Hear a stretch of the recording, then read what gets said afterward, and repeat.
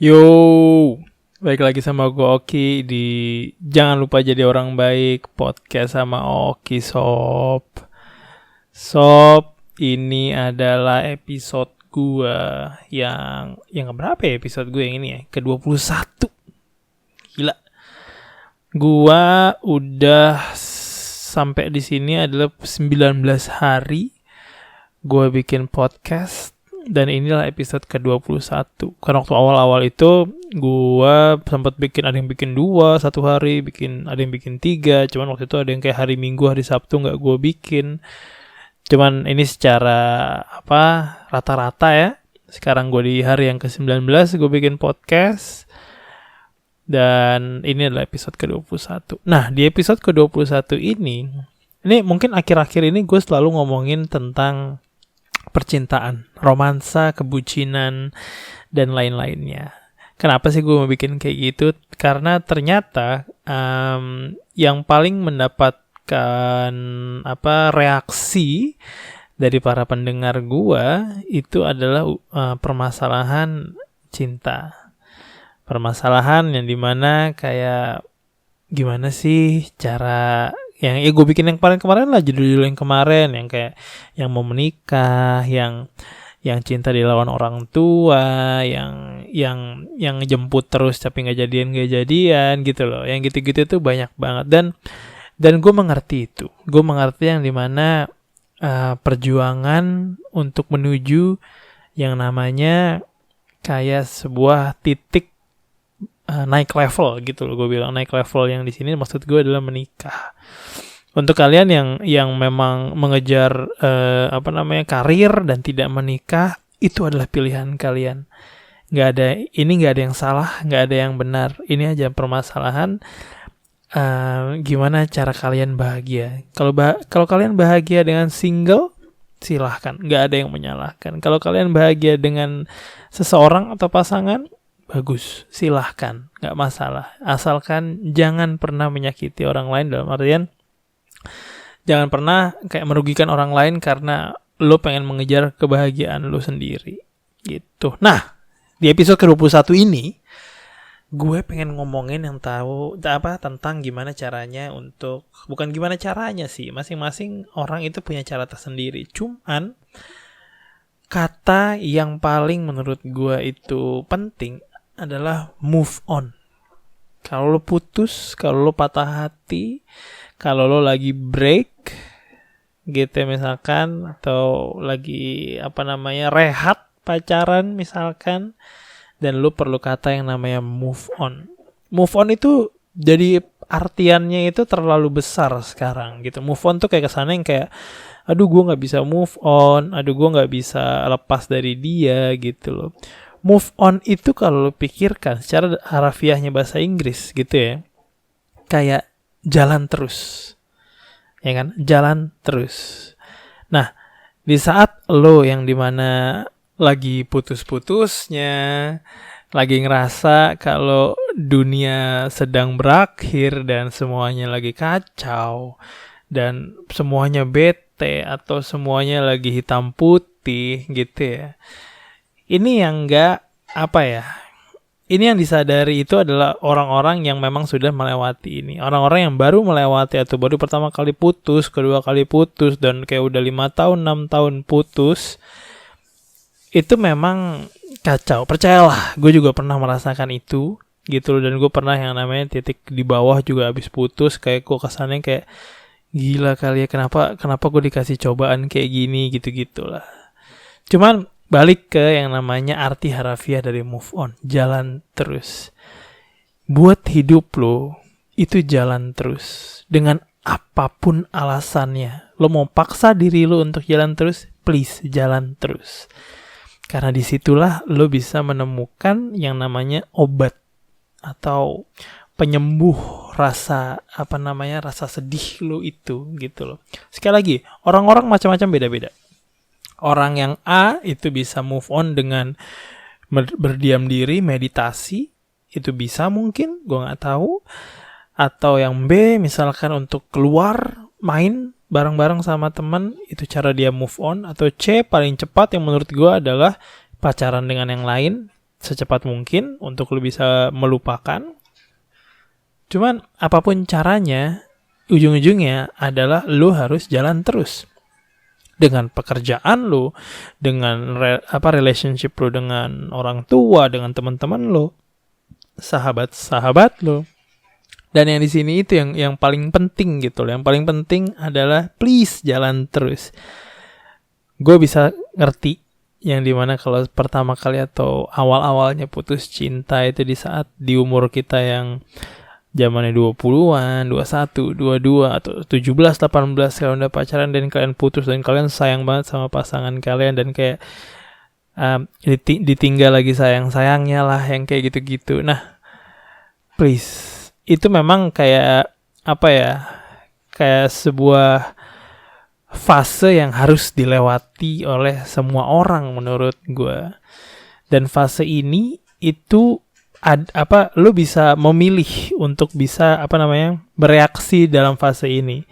Antara lu menjadi lebih baik, menjadi individu yang lebih baik, atau lu merelakan diri lu untuk dimakan yang namanya emosi yang semata, yang pada saat lagi sedih ya lo kayak ya udahlah gue sedih dulu.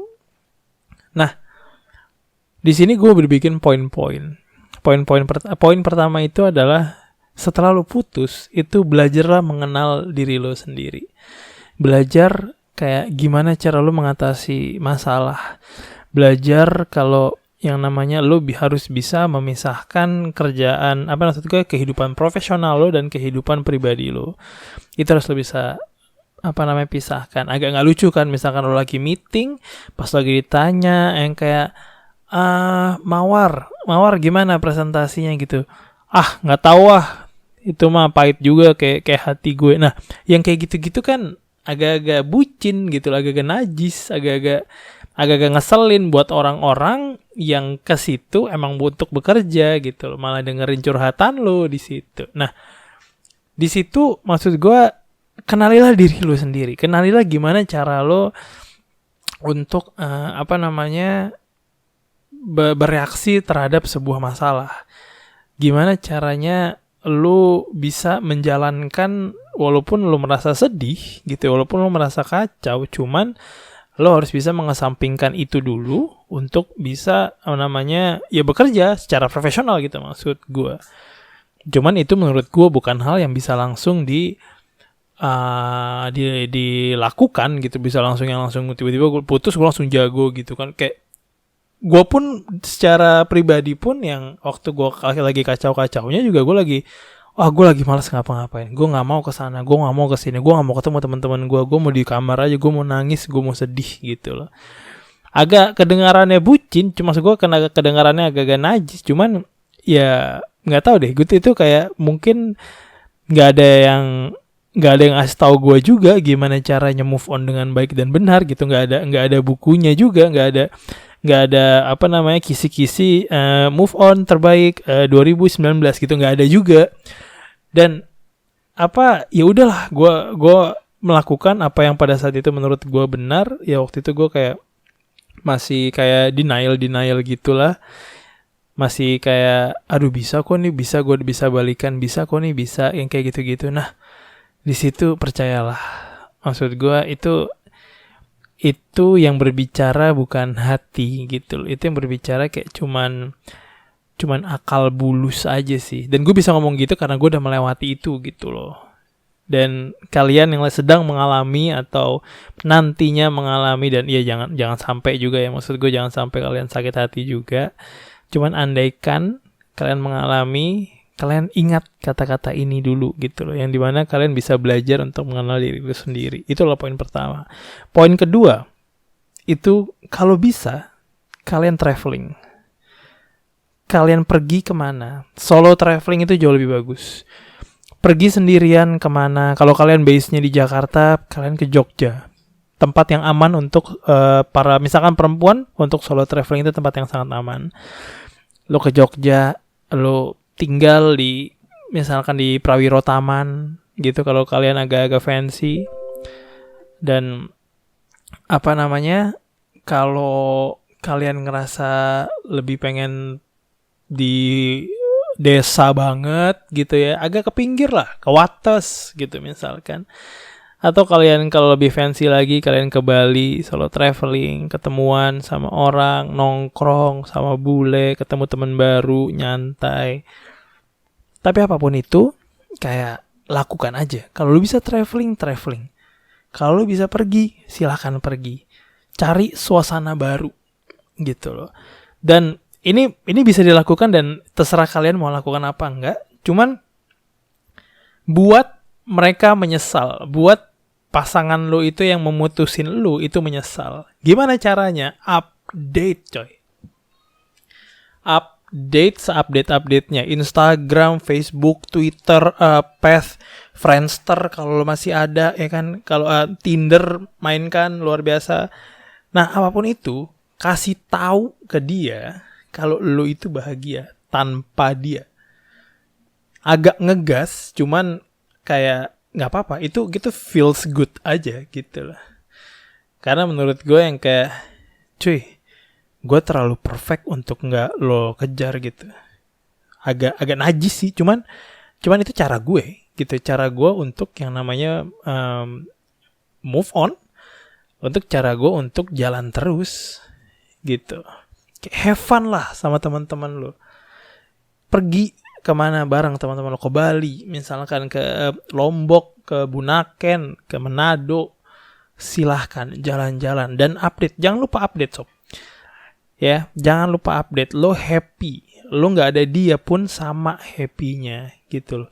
Walaupun nanti lo pulang akan nangis juga, cuman at least seenggaknya kayak 18 jam di luar lo happy, 6 jam di dalam tuh agak-agak nangis sedikit lah. Cuman step by step sob. Step by step, santai dulu gitu loh.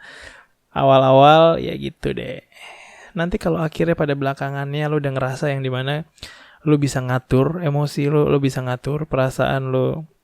Dan dengan happy-happy ini kayak lo merasa sadar kalau dunia itu jauh lebih besar daripada putus cinta lo gitu ya. Kayak apa ya, ada di luar sana seseorang yang akan yang akan nge-adore lo. Adore tuh apa sih bahasa Indonesianya? Adore tuh kayak mengagumi lo gitu loh. Ada gitu loh. Karena kan lo cewek, di sana tuh ada cowok yang benar-benar mengagumi lo. Yang benar-benar pengen sama lo.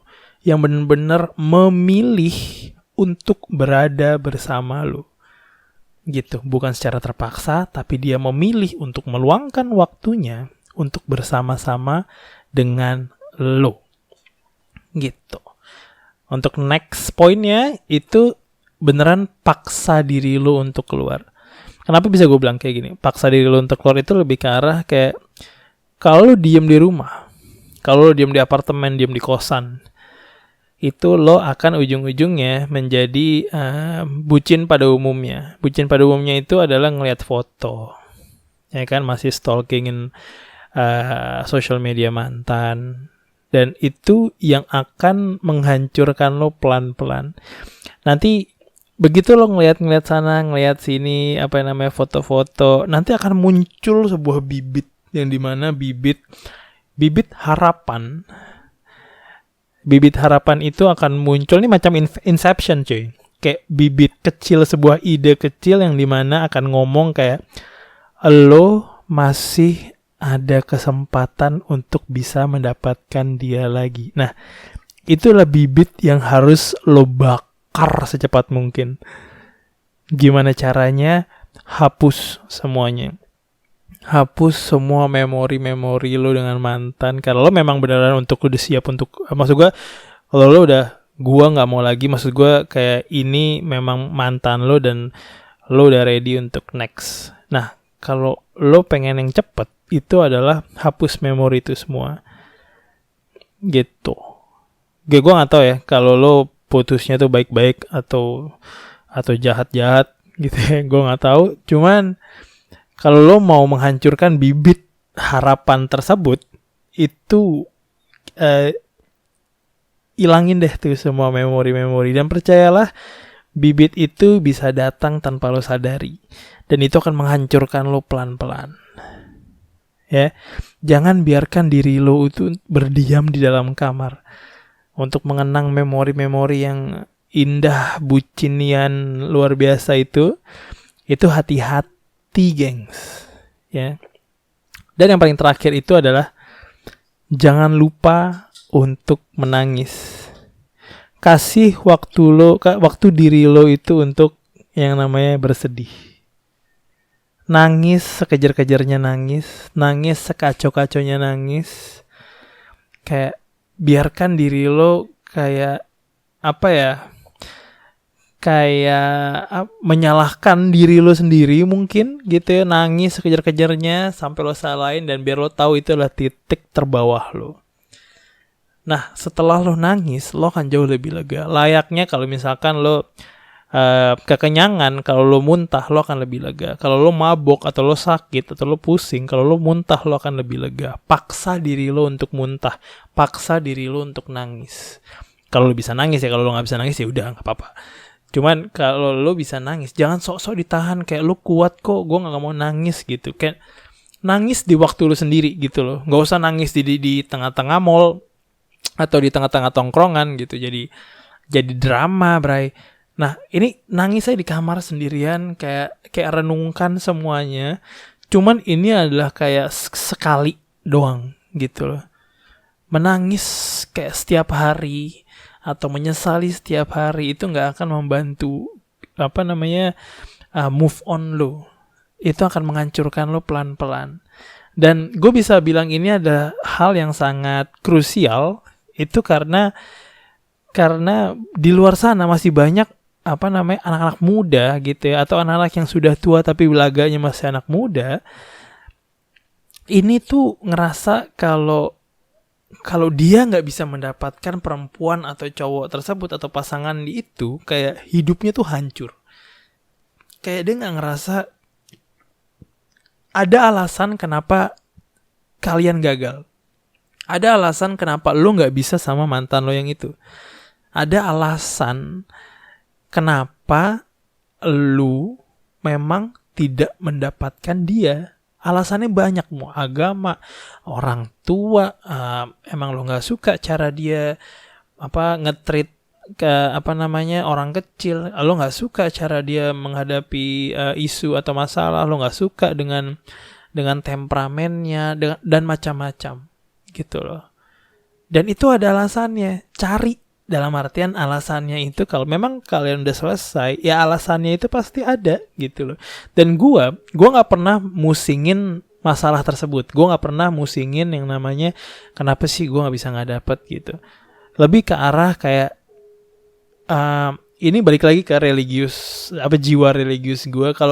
Kalau gue memang gak dikasih sama Tuhan, berarti ya Tuhan akan menyiapkan yang lebih baik buat gue.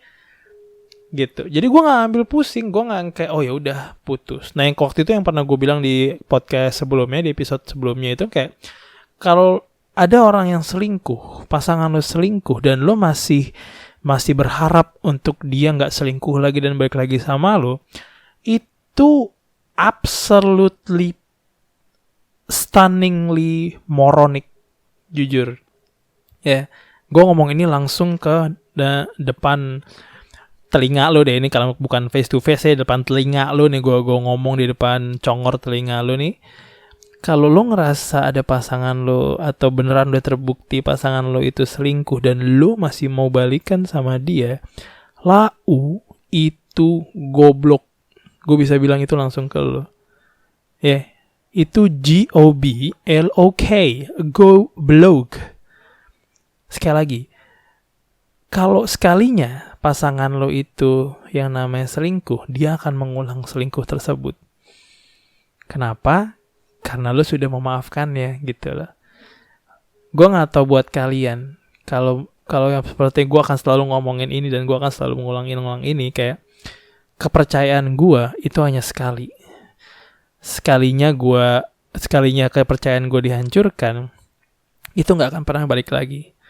Gitu loh. Mungkin gue bisa memaafkan lo, misalkan kalau lo ini, cuman gue gak akan bisa percaya lagi sama lo. Dan kalau hubungan udah gak dilandasi yang namanya kepercayaan, ujung-ujungnya pasti akan hancur. Dan itu bukan rule untuk semua orang gitu loh. Itu rule-nya gue. Jadi buat kalian kalau misalkan ngerasa kayak, oh enggak kok, dia udah gak nakal lagi, dia gak akan selingkuh lagi, tapi pada saat kalian bersama, dia bisa berpikir untuk bersama yang lain gitu loh.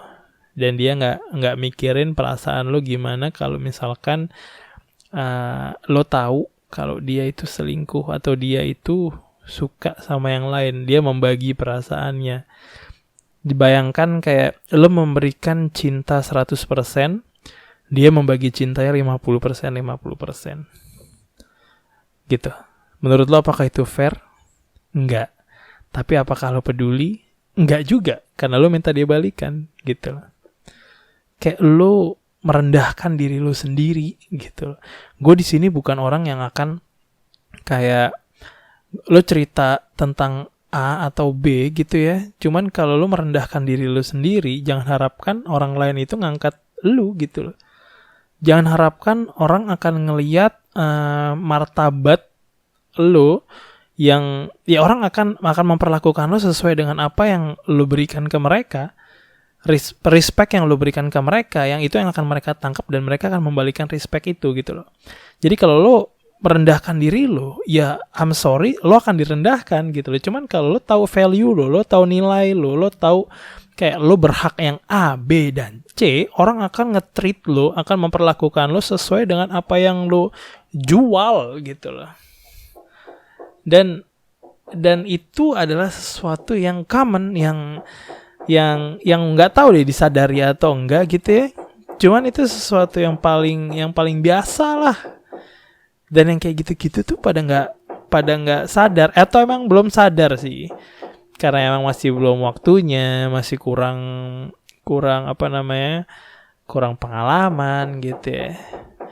Sorry sini gue nggak tahu lo denger atau bawa bunyinya apa. Di sebelah gue ada yang lagi ngetok cuy. Dari kemarin kagak kelar ini benerin rumah, asli duitnya banyak banget. Itu ketak-ketok, salah dikit, ketak-ketok, Masya Allah. Oke, balik lagi. Udah selesai kayak ngetok-ngetok ya. Gengs, sekali lagi, sebelum gue menyudahi episode ini, gue minta ke kalian lah, khususnya perempuan di luar sana. Percayalah kalau putus kalian ini itu hanya sementara. Sedih kalian itu hanya sementara. Kalian akan mendapatkan seorang laki-laki yang benar-benar mengagumi kalian, yang benar-benar ingin bersama kalian dan ingin yang namanya ngelihat kalian bahagia. Dan laki-laki itu akan melakukan apapun dan di kekuatannya untuk bisa membahagiakan kalian. Kalau kalian belum menemukan itu laki-laki itu, terus mencari. Kalian mungkin akan pacaran lagi berikutnya dan ternyata yang itu kacau juga, singit juga.